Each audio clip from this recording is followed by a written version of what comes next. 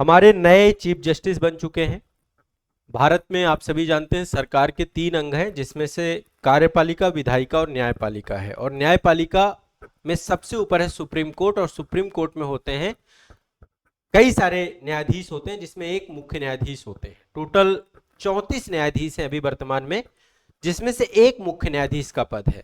तो अभी वर्तमान में भारत के 53वें मुख्य न्यायाधीश सीजीआई आपके चुन लिए गए हैं, और 53वें सीजीआई के तौर पे जो शपथ ली है वो है न्यायमूर्ति सूर्यकांत।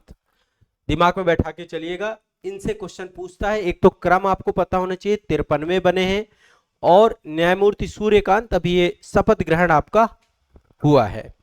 इन्होंने न्यायमूर्ति भूषण रामकृष्ण गवई यानी BR गवई, जो कि 52वें सीजीआई थे, उनका स्थान इन्होंने लिया है।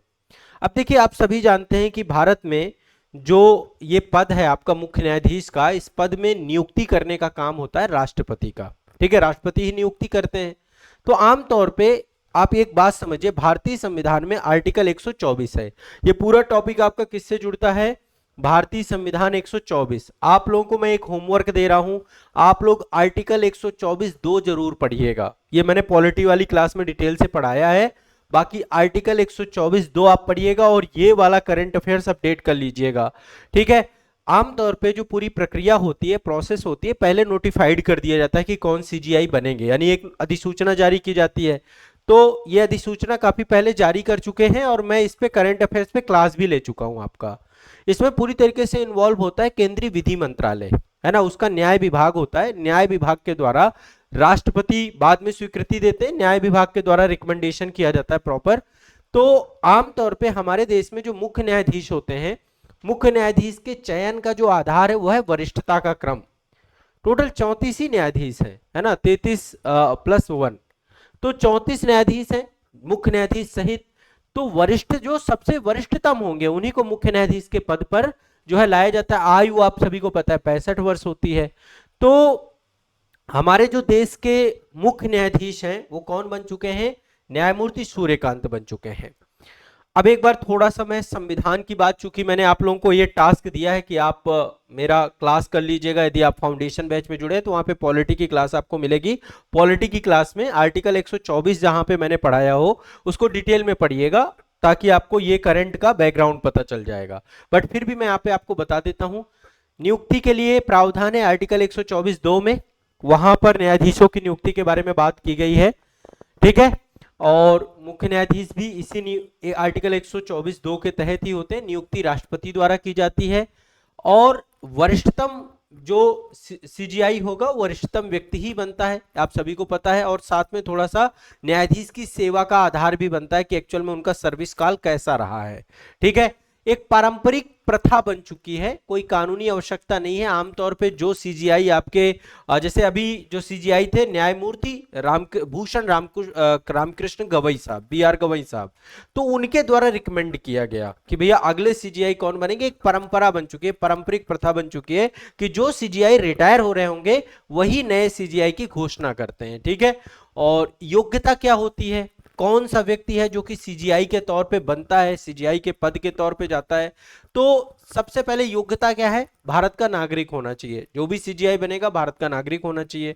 उच्च न्यायालय के न्यायाधीश के रूप में 5 वर्षों तक सेवा की होनी चाहिए, या 10 वर्षों तक अधिवक्ता के रूप में कार्यरत होना चाहिए। आपको एलिजिबिलिटी पता होना चाहिए, और राष्ट्रपति की राय में या तो प्रतिष्ठित विधिवेत्ता हो या न्यायविद हो, ये कोई भी आधार योग्यता के तौर पे सीजीआई के रूप में योग्य होने के लिए, या सुप्रीम कोर्ट के न्यायाधीश बनने की योग्यता ही सीजीआई बनने की योग्यता है। बस आधार वरिष्ठतम होता है। कार्यकाल मैंने आपको बताया 65 वर्ष का होता है।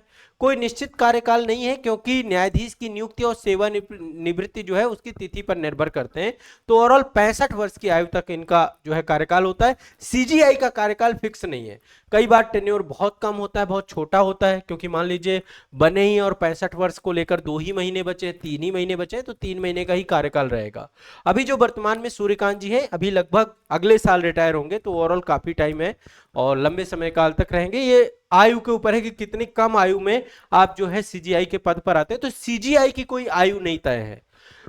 जो सुप्रीम कोर्ट के न्यायाधीश हैं उसकी आयु तय है, उसकी आयु फिक्स है कि 65 वर्ष बाद वो रिटायर हो जाएंगे। लेकिन सीजीआई हो सकता है कोई व्यक्ति बने तो 2 महीने रहे, 3 महीने रहे, 1 साल रहे, 1.5 साल रहे, है ना।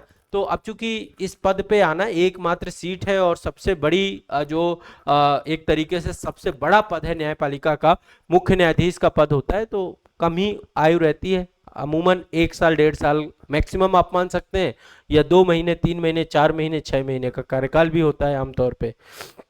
एक बड़ा पद है, बहुत जिम्मेदारी वाला पद है ना।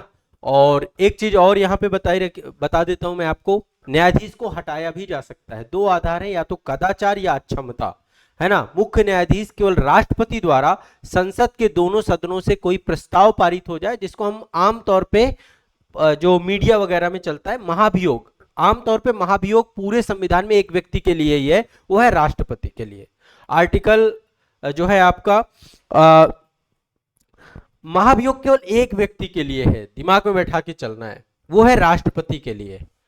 बाकी के लिए पदच्युति शब्द है, पद से हटाया जा सकता है यदि 2 आधार, जैसे कि मैंने आपको बताया, कदाचार या अक्षमता के आधार पे। तो इंपीचमेंट केवल प्रेसिडेंट ऑफ इंडिया को लगता है, और इंपीचमेंट सबसे कठिन प्रक्रिया है। बाकी सबके लिए पद रिमूवल है, इंपीचमेंट शब्द नहीं है, बाकी उसको महाभियोग के तौर पे हम देखते हैं। तो किसी को भी यदि हमें हटाना है, महाभियोग लाया जाता है, वो उसके लिए जो है विशेष बहुमत से प्रस्ताव पारित कराना पड़ता है दोनों सदनों से, तब जाकर के मुख्य न्यायाधीश हो या न्यायाधीश हो या कोई हाईकोर्ट के न्यायाधीश हो, हटाने का पूरा आधार बनाया गया है। ठीक है, तो ये आपको दिमाग में बैठा के चलना है। क्लियर है, स्पष्ट है, कोई दिक्कत तो नहीं है। हटाए जाने की प्रक्रिया भी मैंने आपको बता दी, नियुक्ति भी मैंने आपको बता दी, है ना। ये सारी चीजें आपको मैंने स्पष्ट कर दी। और एक चीज और मैं आपको बता देता हूं, यहाँ पे शायद आप लोगों को पता ना हो, लेकिन यूपीएससी वगैरह में स्टेटमेंट बेस पूछ लेता है। जो हमारा सर्वोच्च न्यायालय है, 2019 में एक फैसला आया था कि सीजीआई का जो कार्यालय है वो आरटीआई अधिनियम 2005 के दायरे में आता है, यानी कि सीजीआई कार्यालय भी आपका आरटीआई के दायरे में अब आता है। इसको लेकर सुप्रीम कोर्ट ने 2019 में एक फैसला सुनाया था। बाकी आप सभी जानते हैं, बहुत बड़ा जो है देश का पूरा तंत्र चलाने में एक बहुत महती भूमिका जो है सीजीआई का पद निभाता है। न्यायपालिका में जितना रोस्टर सिस्टम होता है, कहाँ पे कौन सा वाद जाएगा, किस बेंच में जाएगा, ये सारी पावर अथॉरिटी सीजीआई के पास होती है। संविधान पीठ से लेकर के जितनी बड़ी बड़ी पीठें होती हैं उनको चेयर करते हैं, हेड करते हैं। और जो जस्टिस सूर्यकांत हैं, इनके बारे में मैं ऑलरेडी पहले भी आपको एक सेशन ले चुका हूं कि बहुत बड़े डिसीजंस में ये रहे हैं।